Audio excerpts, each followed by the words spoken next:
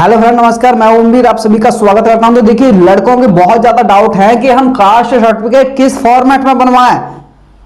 Site नहीं खुल रही है, अगर सेंटर का बनवाएं तो कैसे बनवाएं। यूपी में 1 महीने से साइट बंद है, कितना कट ऑफ जा सकता है, वेटिंग लिस्ट आएगी या नहीं आएगी, तो ये सारे डाउट मैं आपके इस वीडियो में क्लियर करने वाला हूं। तो देखिए, सबसे पहले मैं आपको बता दूं, जो भर्ती चल रही है 2023 वाली, जो कास्ट सर्टिफिकेट पर सबसे ज्यादा लड़कों के डाउट है कि इसे सेंटर का बनवाया जाए, स्टेट का बनवाया जाए या फिर रेलवे फॉर्मेट का जरूरी है। तो देखिए, मैं आपको बता दूं, देखिए आपको स्टेट का तो बनवाना है ही नहीं, स्टेट का आपको बनवाना नहीं है, क्योंकि ये जॉब जो है आपकी सेंटर की जॉब है। तो देखिए, आपको जो कास्ट सर्टिफिकेट बनवाना है वो बनवाना है आपको सेंटर का। अब कुछ लड़के कहेंगे सर साइट नहीं चल रही है। तो देखिए, अगर आपके पास जब आपने फॉर्म डाला था, अगर जब का आपके पास कास्ट सर्टिफिकेट है तो वो लगा देना, आपको कोई भी दिक्कत आने वाली नहीं है। वैसे तो मैं कहूंगा अगर बन जाए तो आपको लेटेस्ट बनवाना है, यानी कि लेटेस्ट अगर बन जाए तो, अगर ना भी बने तो ये मत कहना कि साइट ओपन नहीं हो रही है, परेशान हो जाओ कि कास्ट सर्टिफिकेट कैसे बनवाया, वो साइट ही नहीं चल रही है, दिक्कत आएगी, कहीं नौकरी से निकलना है। तो देखिए, ऐसा बिल्कुल भी नहीं होने वाला, बिल्कुल भी ऐसा नहीं होगा। आपको कास्ट सर्टिफिकेट से रिलेटेड कोई भी परेशानी नहीं होने वाली है। तो आपका अगर बन जाए तो बढ़िया, अगर आपका पुराना रखा है 1 साल का, 2 साल का, 3 साल का, कोई दिक्कत नहीं है, वो चल जाएगा। और देखिए, क्या रेलवे फॉर्मेट का जरूरी है, क्योंकि उन्होंने साफ साफ लिखा है कि हमें रेलवे फॉर्मेट का कास्ट सर्टिफिकेट चाहिए। तो लड़के ये भी कर रहे हैं कि कास्ट सर्टिफिकेट को हम रेलवे फॉर्मेट में ही बनवा लें। तो देखिए, वैसे तो वहां मांगा नहीं जाएगा, वो लिखते जरूर हैं। देखिए, मेरी अगर आपने कोई भी वीडियो देखी होगी तो मैंने जो भी बताया होगा वो सच ही बताया होगा। जो होता है मैं वही बताता हूं, कोई मैं फालतू बकवास वाली चीज नहीं बताता हूं, कोई झूठी चीज नहीं बताता हूं। आपने पहले भी देखा होगा। देखिए, पहले लोग कह रहे थे कि परसेंटाइल होगा, आपके नॉर्मलाइजेशन नहीं होगा। तो मेरी आप कोई भी पुरानी वीडियो देख सकते हैं, मैंने आपको सबसे पहले बताया था कि परसेंटाइल होगा, उसके साथ साथ आपका नॉर्मलाइजेशन भी होगा। मैंने आपको यह भी बताया था कि आपको पीटी जो पैट होता है यूपी में, उसको जाकर उसका रिजल्ट चेक करा, उसमें परसेंटाइल भी होता है और उसमें आपका नॉर्मलाइजेशन भी होता है। तो वो मैंने आपको बताया। फिर मैं आपको बता रहा हूं, रेलवे फॉर्मेट का जरूरी नहीं है।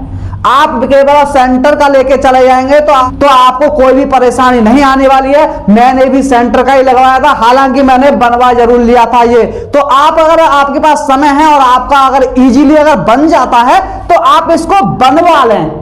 आप इसको बनवाना कैसे, आप सेंटर का बनवाएंगे, सेंटर का तो आपको 101% बनवाना ही है।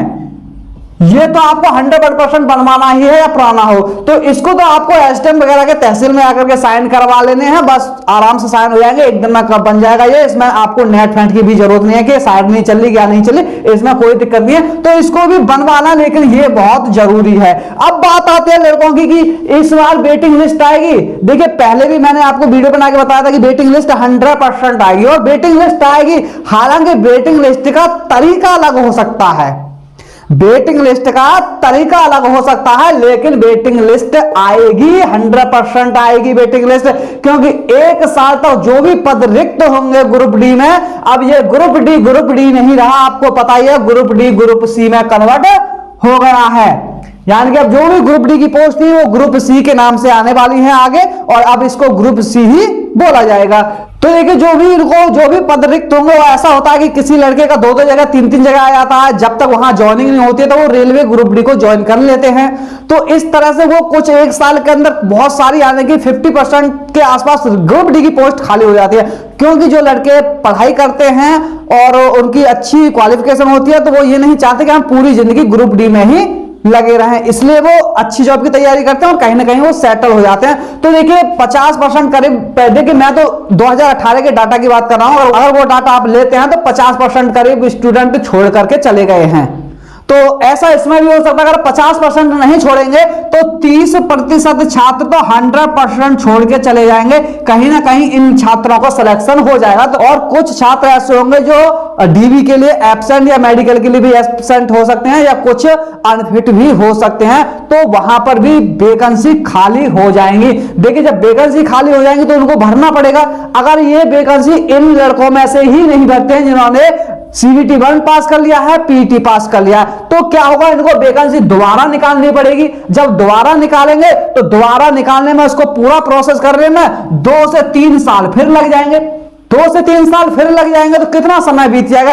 इतने समय में देखिए ये तो वैकेंसी खाली हो ही गई है और फिर कुछ रिटायर भी हो जाएंगे, तो रेलवे के लिए बहुत बड़ी मुसीबत खड़ी हो जाएगी कि अब लड़के कहां से लाए, कैसे काम चलेगा। तो ये सबको ये सारी परेशानियां ना हो, इसलिए जो वैकेंसी जो 1 लाख प्लस ये वैकेंसी है ना, इसको तो ये कैसे भी नहीं कर सकते, वेटिंग कर करके वेटिंग लगा लगा करके इसको तो ये पूरा करेंगे जहां तक हो सकता है। तो देखिए वेटिंग भी आएगी। पहले मैं आपको सिकंदराबाद का डाटा समझा देता हूं, सिकंदराबाद की जो कट ऑफ गई है वो बता देता हूं मैं। देखिए यहां की जो कट ऑफ आपको लोगों को चौंका देने वाली थी। हालांकि देखिए चौंका देने वाली क्यों थी, क्योंकि जनरल की जो कट ऑफ थी वो 2.7 बढ़ी थी, इसमें ज्यादा डिफरेंस नहीं आया। लेकिन यहां एससी की कट ऑफ 5.2 की वृद्धि हुई है, वहीं एसटी की में 7.3 की वृद्धि हुई है, ओबीसी में 5.6 की, और सबसे ज्यादा जो वृद्धि हुई है वो 10.77 की वृद्धि हुई है ईडब्ल्यूएस की।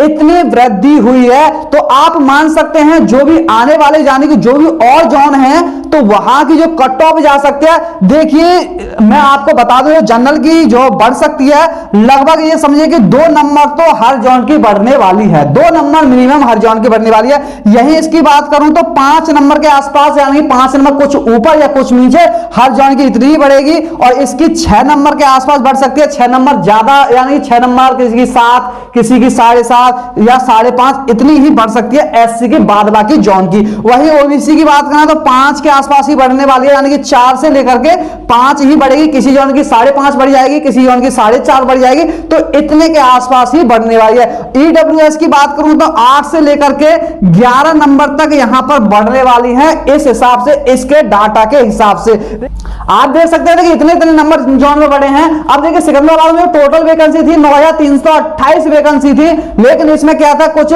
सीसीए वाले थे, एक्स सर्विसमैन भी थे, पीडब्ल्यूबीडी वाले भी थे, तो ये टोटल 3859 वैकेंसी थी।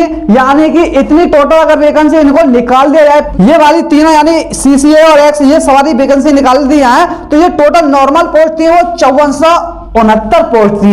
अब 5469 पोस्ट थी, ये टोटल वैकेंसी जो थी ये तीनों की ये फुलफिल नहीं हुई है, यानी कि पूरी नहीं भरी गई है। तो इनको क्या है, इनको उन्होंने नॉर्मल छात्रों को दे दिया है। जब नॉर्मल छात्रों को दे दिया है तो वैकेंसी बढ़ के हो गई यहाँ 8186 हो गई। लेकिन जो डाटा आया नॉर्मल का वो आया है आपका, उनकी जो उन्होंने भरी है 8161, तो 25 वैकेंसी तो यहां पर भी खाली रह गई, 25 वैकेंसी यहां भी खाली रह गई। तो कुछ देखिए छोड़ के चले जाएंगे। 1 साल के अंदर जो कट ऑफ कम होने वाला है, इसका सिकंदराबाद जोन का जो कट ऑफ कम होने वाला है, तो देखिए मैं आपको बता दूं जो कट ऑफ होगा ये आपका 1.5 नंबर तक, यानी कि 1.5 नंबर तक ये जनरल वाला कम हो जाएगा। यानी कि जिनका इतना नंबर कम है वो टेंशन ना लें। देखिए जिन्होंने पीईटी क्वालिफाई कर लिया है और उनका इसमें नहीं आया है तो आगे उनका 1 साल तक फुल चांस है, इतने नंबर कम है तो उनका हो जाएगा। और वहीं अगर इसकी बात करूं मैं, अगर एससी वालों की बात करूं तो ये अभी 2 नंबर तक और कम हो जाएगी, 2 से 3 नंबर, कितने 2 से 3 नंबर और कम हो जाएगी। इसीलिए इसकी बात करूं मैं, ये भी 3 नंबर के आसपास एसटी वाली कम हो जाएगी और ओबीसी वाली भी यहां से 2 से लेकर के 3 नंबर कम हो जाएगी। और ईडब्ल्यूएस की देखिए 3 से 4 नंबर और कम हो जाएगी। तो इतने इतने नंबर अभी उनके और कम हैं जो इस कट ऑफ में नहीं आ पाए हैं। अभी वो 2 नंबर से रह रहे हैं, 1 नंबर से रह रहे हैं या फिर 2.5 नंबर से रह रहे हैं, तो वो समझे कि उनका 1 साल में सिलेक्शन हो सकता है अगर उनकी किस्मत ने थोड़ा सा जोर लगा दिया। तो देखिए उनका सिलेक्शन हो सकता है। अब जिनका इसमें नहीं आया है, जो आगे वेटिंग लिस्ट में इनका आने वाला है, तो ये लड़कों को करना क्या है। देखिए जिनके एक दो ने जिन्होंने पीईटी क्वालिफाई कर लिया है, हर का तो नहीं आ सकता जिन्होंने पीईटी क्वालिफाई कर लिया है, कुछ रह भी सकते हैं। मेरी तरफ से तो यही है कि जिन्होंने पीईटी पास किया है सभी का हो जाए, लेकिन इतना नंबर अभी और डाउन हो सकता है एक साल के अंदर। अभी यहां पर सेकंड डीबी लिस्ट और आएगी तो उसमें लगभग एक नंबर और कम हो जाएगा, क्योंकि अब सेकंड डीबी लिस्ट आएगी उसमें वो ज्यादा से ज्यादा यहां पर देखें तो 200-300 छात्र और बुला सकते हैं जो अनफिट होंगे या किसी कारणवश से एब्सेंट होंगे, तो 200-400 छात्रों की और जरूरत पड़ सकती है।